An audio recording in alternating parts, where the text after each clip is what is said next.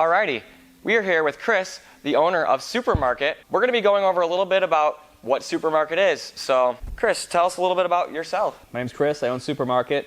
37 years old. I've been in the cars since I was like 18 years old. I'll just do a chronological timeline of like how I got into cars and where it started. So when I was 18, I didn't have enough money to buy a car.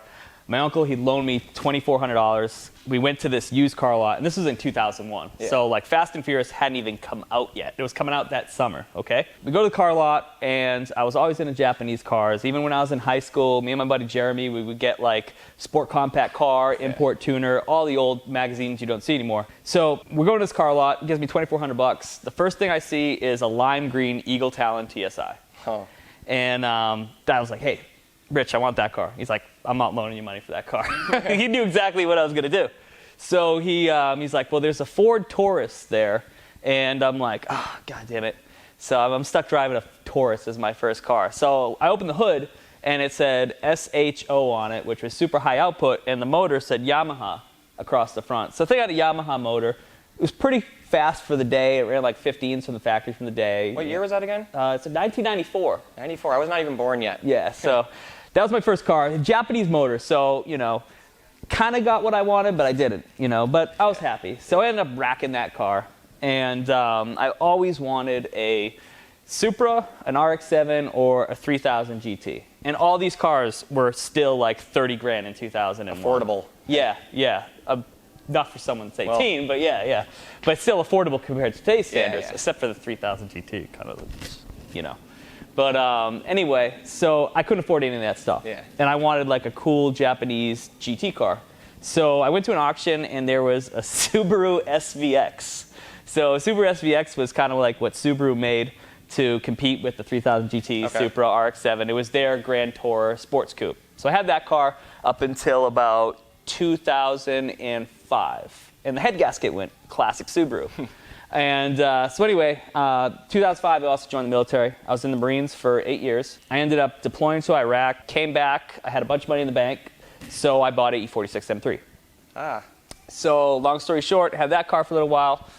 I got smoked by an Audi B5 S4 because I was hanging around with all the German car guys and stuff, and that was a big, you know, kind of competition between those two back then. So I ended up buying an A6 2.7T 6-speed, which is like kind of like a B5 S4 in a fat suit. Okay. Had that car for a while, lived in Clearwater when I came home from the military, and I had like really, you know, gotten away from the whole Japanese cars. And I'm in Clearwater, driving around, you know, the car was pretty fast for around 2006, 2007. It had 400 horsepower.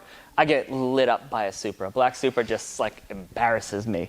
So long story short, then I want a Supra. The Marines, they sent me to Okinawa, Japan. I get off the plane, and it's just like sensory overload. R34 GTR, FD, S15, Supra, everywhere on the street. I couldn't even imagine like just seeing that like all right there, like right away. Like. Oh, it totally ruined it for me for the rest of my life. Now I just see like R34s in the States, and I'm just like, whatever, you know. So anyway, that's how I kind of got, you know, I saw all these cars and stuff, and I was just, well, I'm here, I might as well get into it. So I bought my first Mark IV Supra in Japan, in Okinawa. I paid $1,500 for it. Wow. So back then, NA Autos and stuff, they were just like a Camry. It wasn't anything important in Japan at all. It was totally off the radar because no one from the U.S. was importing them because they weren't 25 yet. So you could, even then, like R32s, they weren't even legal to import or anything like that. They were like around $8,000 back then. Really? Yeah, there's just endless supply. So it was awesome going over there because you could afford one of these cars and go around and slide them around the mountains and stuff like that, you know, which I didn't do in my NA Auto because it was just a slug. But it's cool to have a Supra, and that's how I got into Supras. So long story short, in Japan, everyone goes out, everyone drinks, everyone parties, and I got on Supra forums back then. This is like 2007, and I've always been kind of like a hustler. You know, I've always wanted to make more money and stuff, and I would see like the cost of these Supra parts. That coilovers would be like $700, $800. A steering wheel would be like anywhere from $300 to $600, and there's tons of junkyards in Japan, everywhere. Oh yeah. And back then, like literally, I'd go to the junkyard. There'd be like 4 or 5 Supras in there. And I would go pick up a set of coilovers for like $100, a steering wheel for like $50, and I would just sell them on the forums and make like a ton of money. And you were already over there. There was yeah, and we didn't make a lot. We maybe made like $500 a week in the military. Yeah. So to be able to like modify your car and afford to in this hobby, I mean, you can't do that on $500 a week. No. So I did that to kind of support my hobby. And, fast forward to like 2011, I got out of the Marine Corps. That whole time I was just doing parts. And when I ended up leaving Japan, I made a lot of connections with people over there. Started bringing over containers. Okay. Just of like super parts all the time because, parts in the States would be so much money. I always prided myself on, trying to be affordable, trying to help people out, and I made friends all around the world. I shipped parts to, the Middle East, Europe, Australia, Canada, pretty much anywhere you could imagine. I've had people message me about super parts I have for sale right now from like other countries as well, and I'm like, there's nothing over there, or like it's completely dry right now. Really? So it got to the point where the parts in Japan started getting to be too expensive, where I couldn't keep going doing it as a business. One day I just said, I can't do parts anymore, and at this time the Mark IV Supra turned 25. Okay. And I had a warehouse full of parts, body parts, everything. And the thing with Supras overseas is, I don't want to say like riced out or anything, but they put a lot of aftermarket body parts on them. Yeah, I've seen and in the States here, they don't really do that as much. It's more of an OEM plus type look. Maybe put a lip on a stock body. People are happy with that. That's what I like. Exactly, me too. See. Yeah. So I ended up having all these parts. I said, you know what, I'm going to start importing Supras. So I imported the third Supra to the U.S. Top Rank beat me, and JDM Classics beat me, and I was number 3. Okay. And then after that, it just started going steady. I started bringing Supras in every month, fixing them up, and that's kind of like my niche. I bring them in, they'll need paint, they'll need the interior redone. I've got all these parts and stuff. I have a really good painter, and I'll make them look, sort of like this before the customer gets them, and I try and keep them affordable. I try and stay below the other people, what their price is, and most of these other guys, I mean, they do clean them up and stuff, but they don't go to the extent that I try and go. That's why I really pride myself.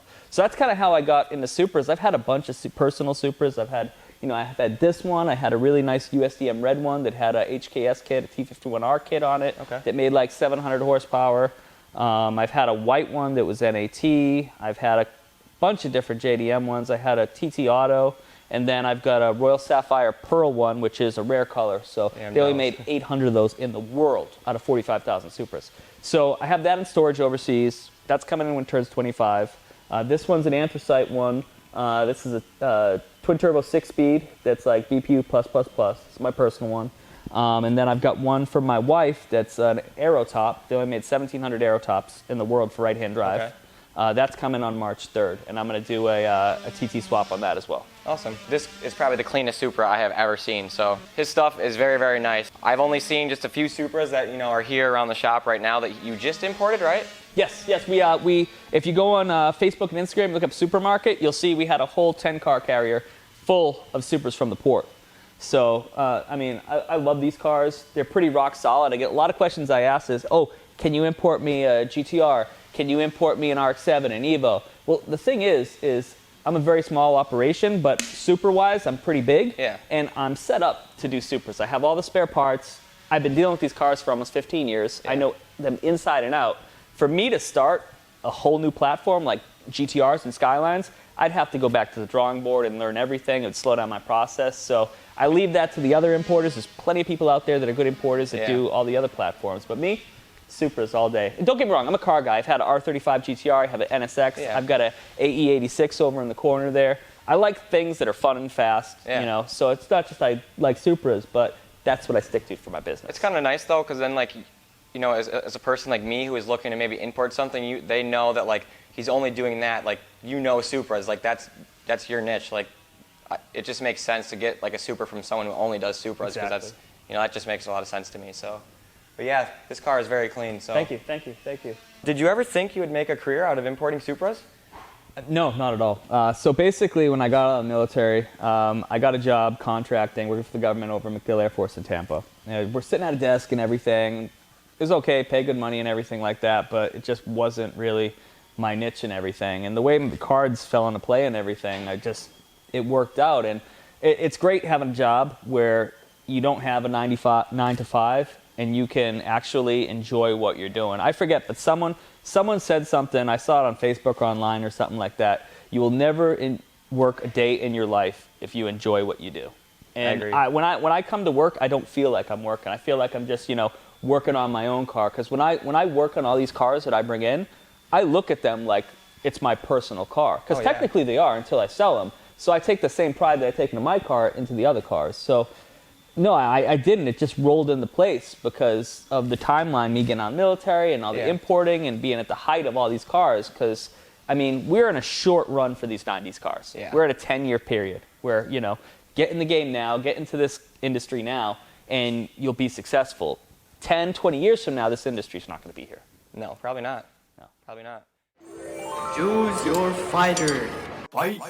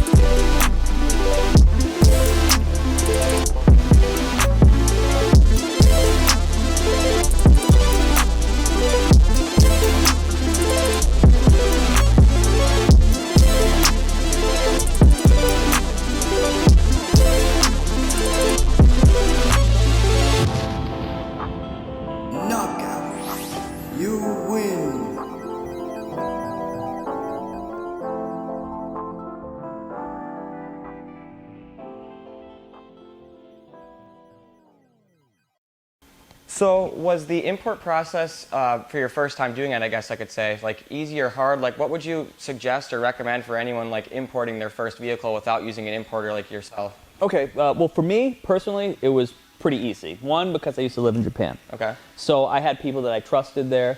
I knew a little bit of the language. I knew a little bit of the legal processes there. I just knew a lot about the culture and how everything goes. For the normal person, it's not as easy. Example for Japan, you need to have an export certificate translated. You need to know what papers you're going to need. And the other thing too is, most of the time, if you're not using an importer, you're going to wire a random person an amount of money. So say you wire someone in, Japan, $20,000, and they just, block your contact and they take off with your money. There's no legal recourse. You can't take them. There's no international small claims court or anything like that. You can basically get robbed. So that's why I usually tell people to use an importer. You kind of eliminate that risk. And some people, that might be their whole life savings. They've been saving up for a car. And for something like that to happen, it's just devastating to someone. There is a lot of paperwork. You do need to get yourself familiar with the paperwork. If you just walk into like a customs office and be like, hey, I imported this car, it's at the port right now, and you don't know what you're doing, port fees are $30 a day. Okay. So say it takes you 2-3 weeks to get the paperwork together. Say you're missing a piece of paper from Japan and wherever you imported the car and they mail it over. It's a couple weeks to get something overseas unless they express it. You adding up and adding up and adding up. And there's so many small things. Like, for example, every car that goes through customs gets something called an agricultural inspection. Basically, they're looking for foreign soil and stuff underneath the car. Okay, let's say you didn't have the car washed before it was exported from whatever country you went to, right? Has to sit in customs, you're racking up storage fees per day, then customs has their own company that comes and washes the car. And it's not a $50 car wash. This company charges you like $700, $800. So, yeah. For a car wash? Wow, I'm in the wrong business of detailing cars down here. So if you don't know what you're doing, it's very easy to get caught up and, get in a hole and, possibly cost you a lot more money than it would be to use someone else. Yeah. And the other thing too is you need to be familiar with, the processes for the cars overseas. So say if you get a car from an auction and you have no clue about the auction process and you see one auction that says, okay, this car is a grade 4, and you have this auction. Well, this auction says the car is an R.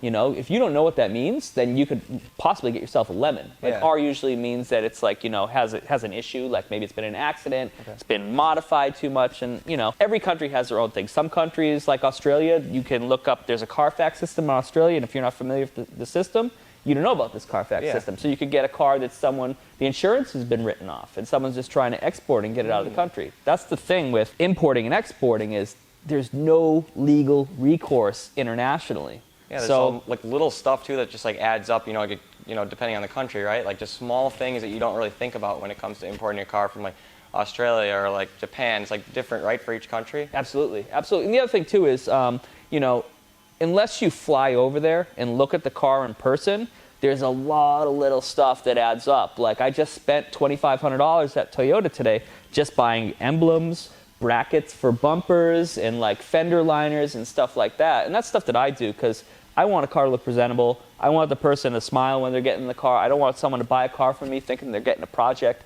That's the last thing. I want them to get in it and either start modifying it or just start driving it, enjoying it. Yeah, and I like that a lot because, like, you know, if I was to ever import something, that would really show to me that, like, you've taken the time. And it obviously does show, like, you know, I message you like right away in the morning. It might take you 6-7 hours to reply because you're in here, you know, doing your thing. Horrible messenger. No, I know, but that's totally fine because, like, you work very hard. It really, really shows.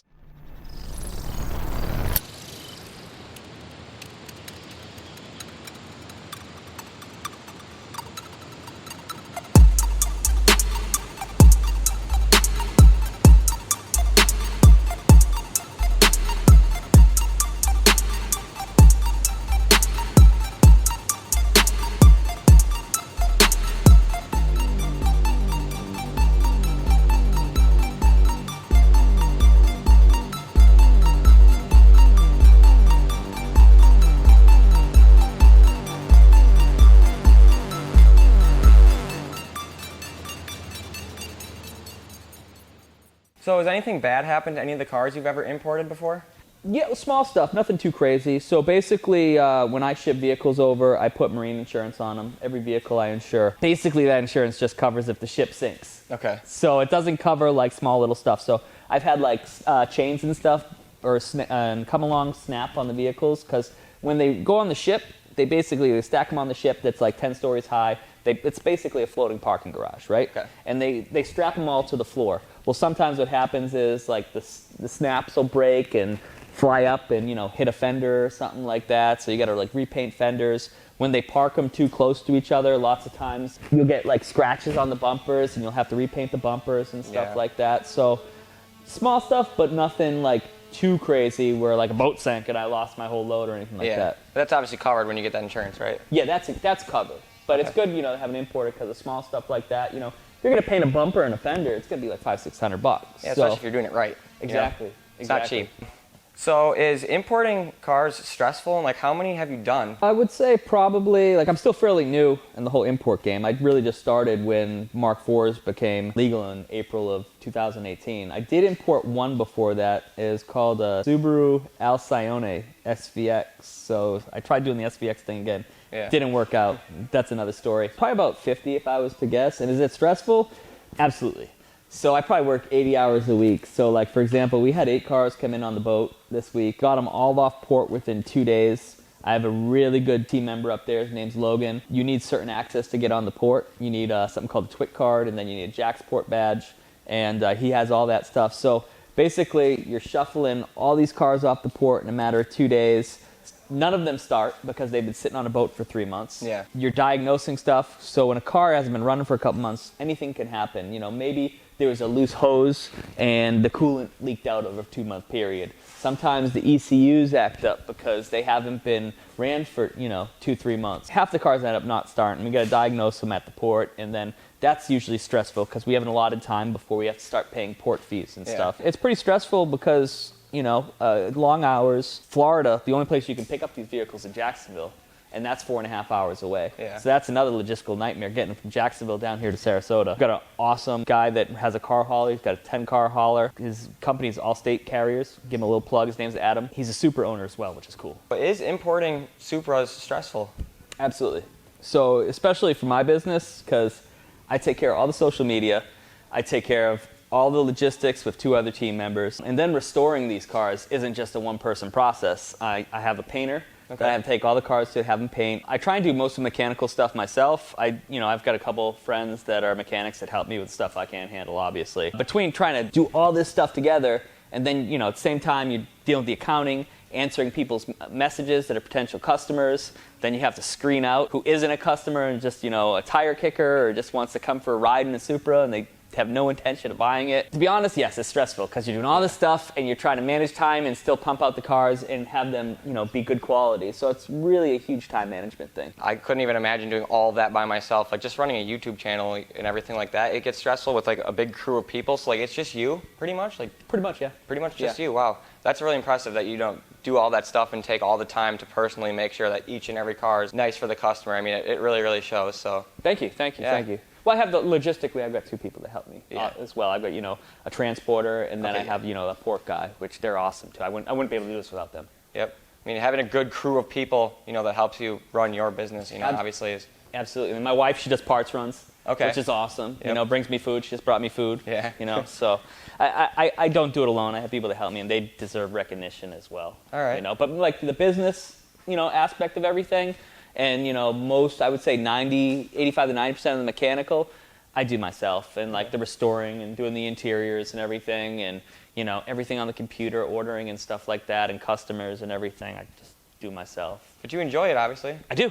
I would love to do what you do, but like you said, if you enjoy your job, you're never going to work a day in your life. Absolutely, and I really got lucky and blessed because when I knew I was going to start importing these, no one was doing it. I mean, all the other importers were focusing on Skyline GTRs and random other cars, and it was just a void for Supras. And I was just like, I'm going to put my whole life into this, and I'm going to be that guy that imports the Supras. And that's what I am. Everyone knows that I'm, the biggest importer of Mark IV Supras. I get a lot of questions like, hey, you sell left-hand drive cars? No, I just do right-hand drive Supras, no other cars at all.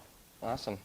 Have there been any cool experiences or like connections you've made along the way of like doing this whole SupraMarket thing? Oh, there's countless. This job requires you to go overseas. I spent a lot of time in Japan. I spent a lot of time in Australia. For example, when I went to Japan 2 years ago, I rented an R34 GTR for a month. You can rent those? You can rent them in Japan. Wow. There's a company called Omaroshi or something like that. They're in Chiba, right outside the airport. And they rent, R33, 32, 34 GTRs. They're pretty much every 90s Japanese sports car. And I rolled around Japan for a month, going to Up Garage, going to different dealers and stuff. I went to Top Secret, met Smokey Nagata. Oh, wow. So that was cool, a very cool experience. Another cool experience, another time I went to Japan, there's another place called Fun to Drive. They're on Mount Fuji. I got to drive Hakosuka, an NSX, and a Porsche 964 Turbo around Mount Fuji in the mountains, just like, Wangan Midnight or Initial D. Dude, it's awesome. I couldn't even imagine the experience of that. Maybe someday I'll be able to do that. But in Australia, with my partner in Australia, I got to dive the Great Barrier Reef for a week. We lived on a sailboat and dove the Great Barrier Reef. So while that's what's cool about my job, it's like you go to a different country and you're working, but at the same time you can have fun and experience and stuff. And that's what's my favorite part about what I do. Yeah, for sure. I mean, that's awesome. I've never even left the country before. To hear you like talk about that kind of stuff, I'm like, wow, I live under a rock. It just like fits, it blends well. Kind of like molds you into the person that you are and like what SupraMarket is. So. And like everyone all my friends overseas and my associates overseas, it's not just a business relationship. You go over and you have fun with them, Like when I've gone to Japan, I go out to eat with friends and stuff, and you turn into a friendship more than just a business associate. We only met like recently and stuff like that, so it's like, I'd almost rather have like, a friendship with someone before you get into the business side of things. It's like you just like to help each other and like just how it is. So I mean, that's pretty cool. All the things you've done, the people you've met and stuff like that. I'm just waiting for them all to come to the States so I can be a good host to them. Yeah, I mean, maybe someday we'll be able to, you'll be able to do something. We'd be happy to help you with that or anything we can do with that as well. So I enjoyed talking to you and finding out more about SupraMarket. Thank you for your time. I really enjoyed, hearing about your experiences, about, everything you do. So it was really interesting. I've never really got to talk to you more than this because, you're a very busy man. So we appreciate it. No, thank you for having me. And if I could shout out a few people. Yeah. Okay, awesome. I want to shout out Logan at Main Ocean in Jacksonville. He's my port guy. Adam at Allstate Carriers LLC. He's my transport guy.